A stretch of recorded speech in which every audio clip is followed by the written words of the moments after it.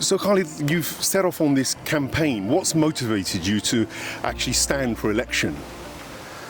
I think there are various reasons. I think chiefly because we're in a rather unique situation in that we have massive systemic failures in our economy, in our health service, in our defence, in our transport infrastructure. You could just run through the entire list.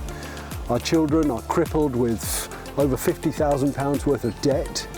Our homeowners are crippled with mortgage interest payments that they just can't afford to pay. We are saddled with utility bills that are just astronomical.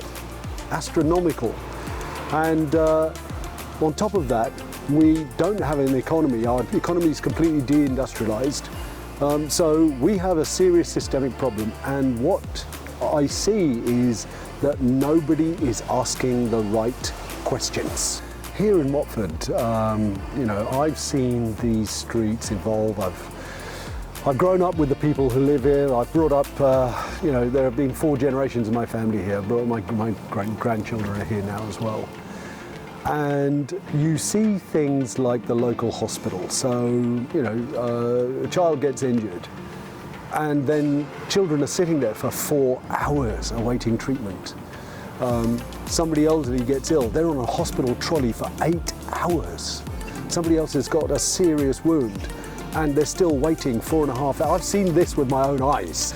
We still haven't got a hospital 24 years after it was decided that we needed one.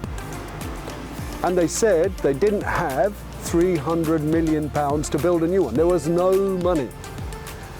However, in that intervening period, they've spent between 40 and 60 billion pounds on foreign wars, killing poor people in faraway lands. Key thing for us around housing is that this was a planned escalation because our parents' generation understood that housing had to be protected from speculative lending. So therefore you could only buy a house through a building society. Banks were not permitted. So the banks lobbied because they wanted a share of that market and they got it. And guess what?